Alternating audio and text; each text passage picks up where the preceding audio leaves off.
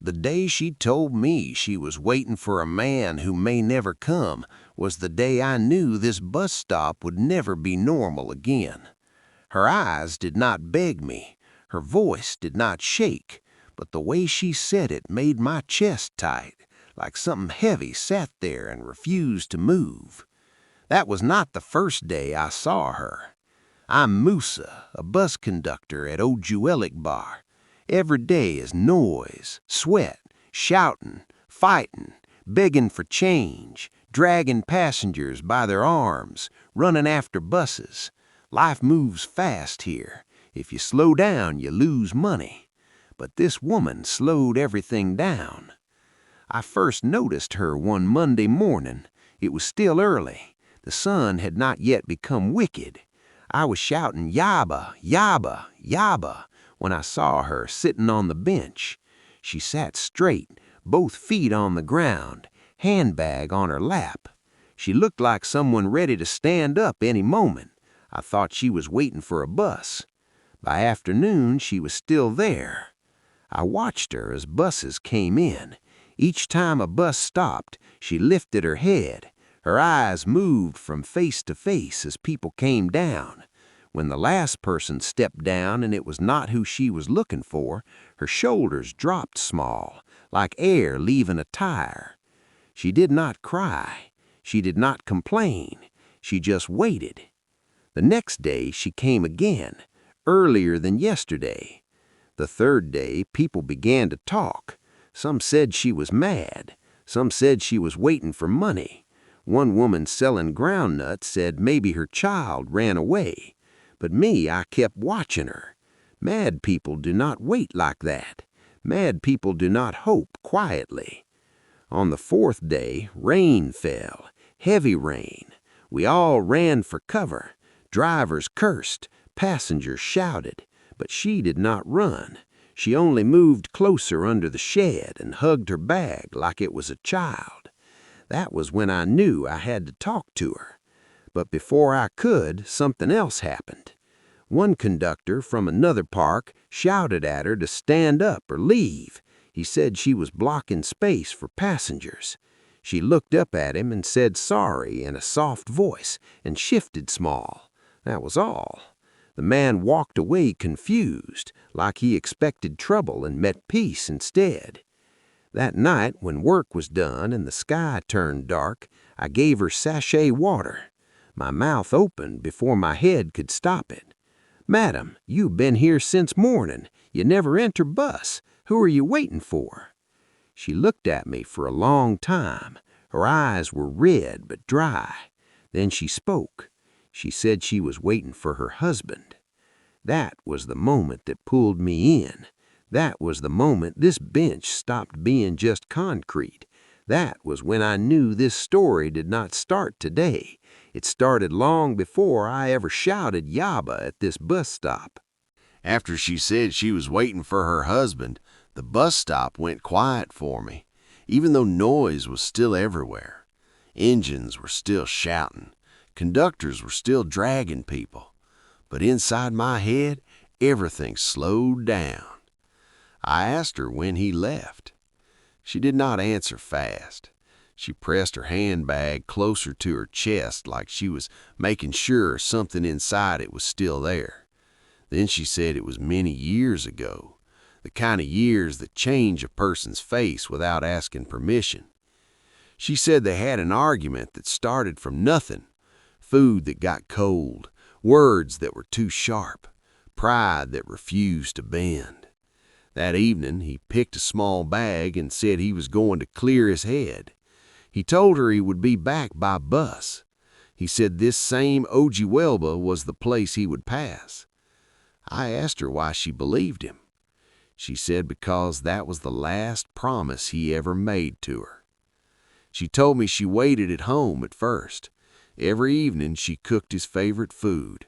She slept close to the door so she would hear if he knocked. Each time a bus horn sounded outside, her heart jumped. Each night, hope entered the room and left again. Weeks passed.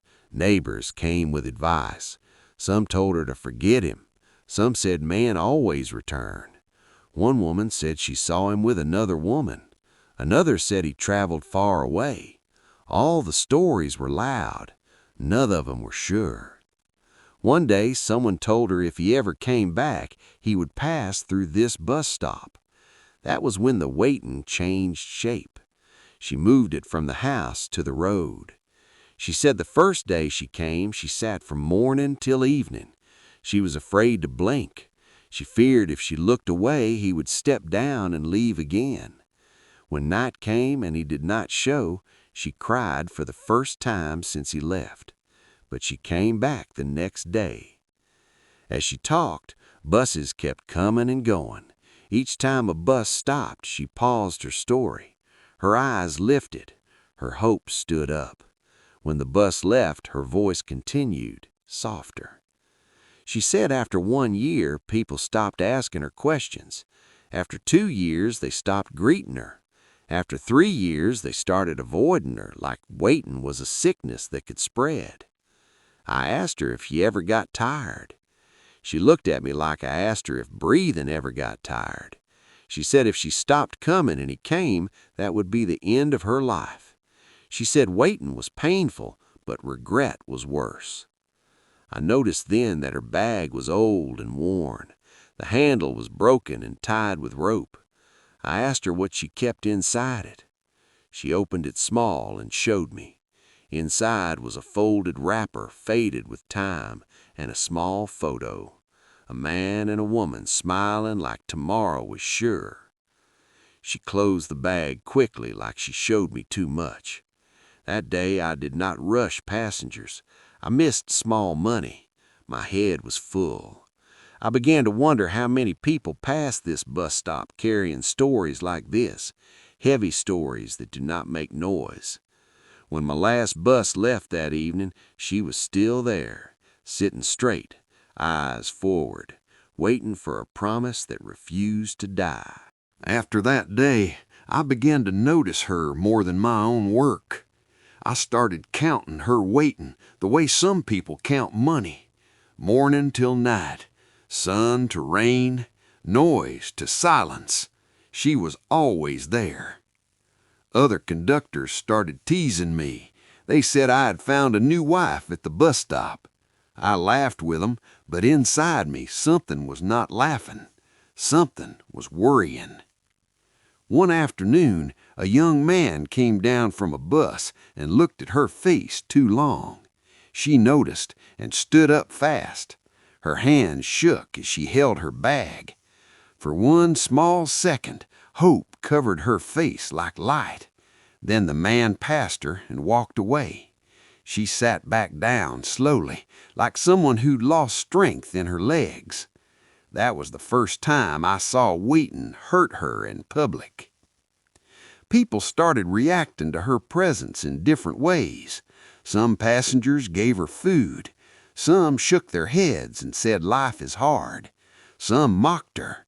A woman once told her she was wasting her life. The woman on the bench only said thank you and kept quiet. But waiting is not quiet inside. It makes noise in the heart. One evening, a bus from far away arrived late. It was old and dirty, the kind that carries stories from many towns. As people came down, her whole body stood up before her legs moved. Her eyes searched fast. Her breath changed. She stepped forward like she wanted to run, but she did not. Then she saw him. At least, she thought she saw him. The man looked like the one in the photo.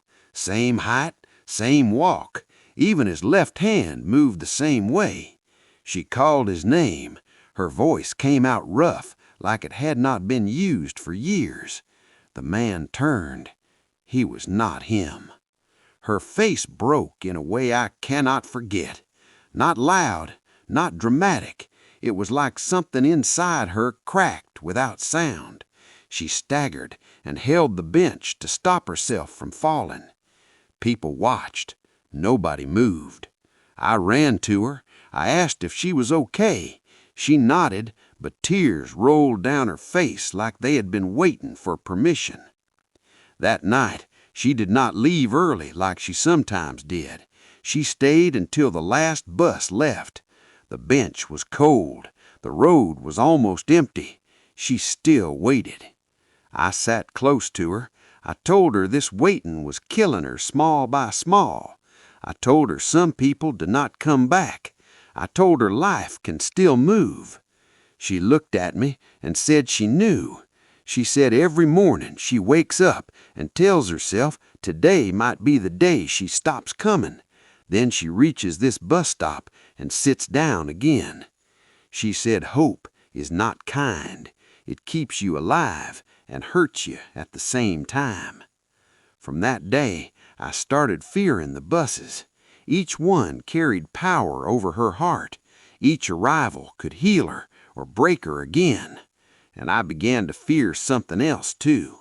I began to fear the day she would stop coming, because I knew that day would not mean she found peace. It would mean waiting finally won, or waiting finally killed what was left inside her. The day everything changed did not come with warning. It came like any other day, wearing the face of normal. She arrived early, earlier than usual. The sky was still pale. The ground was wet from night rain. She sat down and held her bag tight. I greeted her. She nodded but did not smile. Something was wrong. As the morning grew, she kept standing up and sitting down. She checked the road too often. Her eyes were restless, like they were chasing something only she could see. I asked her if she slept well. She said she did not sleep at all. She said she had a dream. In the dream, her husband came down from a bus. He smiled and called her name. She ran to him and touched his face to be sure he was real. Then she woke up and her bed was empty. She said dreams can be crueler than real life. Around noon, a man came to the bus stop asking questions. He was looking for someone. He described a woman that sounded like her. Light skin, head scarf, old bag, waiting every day. My heart beat fast. The man said he was sent by someone who knew her husband. He said the man had died years ago in another town. He said the family wanted to inform her, but they did not know where she lived. Someone told him she could be found at this bus stop. I looked at her. She was listening. Her face did not change. The man kept talking. He said the husband was sick before he died. He said he wanted to come back but could not. He said he mentioned her name before his last breath. She stood up slowly. She told the man he was lying. She said if her husband was dead, he would have come back. She said dead men do not break promises like that. The man tried to show her proof. He brought out a phone, a picture, a grave, a name. She did not look. She sat back down and faced the road. People gathered. Some said the man should leave her alone. Some said she should accept the truth. Some shook their heads. I asked the man to go. He left confused and tired. After that, she did not move. She did not stand. She did not check faces. Buses came and went, and she did not lift her head. By evening, rain started falling again. People ran. She stayed. I touched her shoulder. Her body was hot. She was shaking. She said if she accepted he was dead, then all the years she waited would become foolish. She said she would rather keep hoping than accept that her life paused for nothing. That night she did not go home. She slept on the bench, sitting upright, her bag on her chest, rain falling around her like she was not part of the world anymore. I stood there long after my work ended, watching her breathe, wondering how much pain a human heart can carry before it gives up. She did not come the next morning.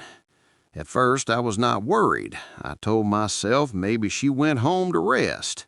Maybe the rain finally pushed her away. Maybe she listened to sense. By afternoon, fear entered my chest. By evening, I knew something was wrong. The bench was empty. For the first time in years, that bench looked like an ordinary bench.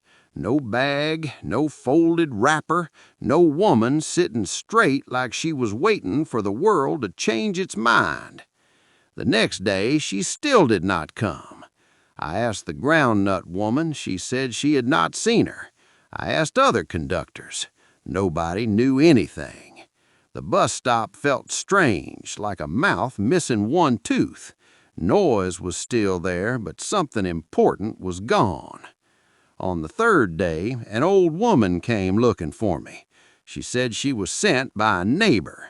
She said the woman from the bus stop was sick, very sick. She said she had been sick for a long time but hid it so she could keep coming to wait. She said the woman died the night after she slept on the bench. My legs became weak. I held the side of a bus to stand. The old woman said before she died, she spoke only one thing again and again.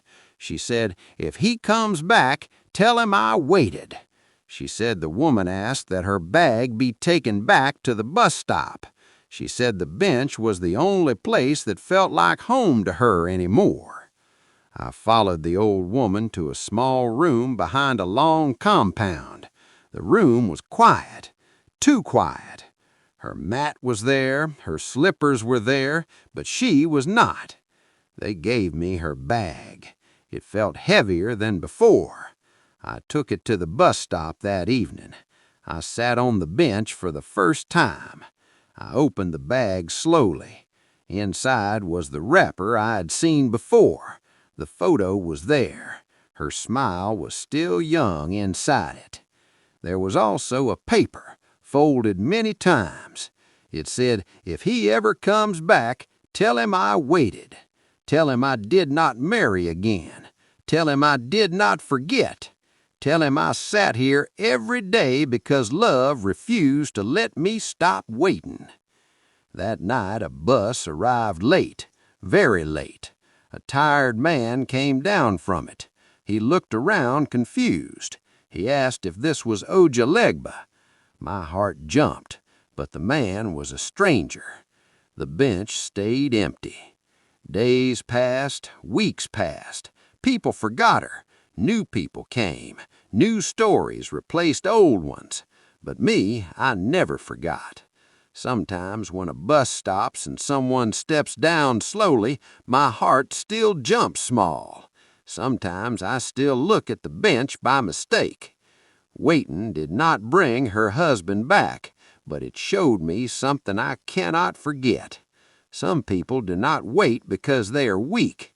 Some people wait because letting go would destroy them.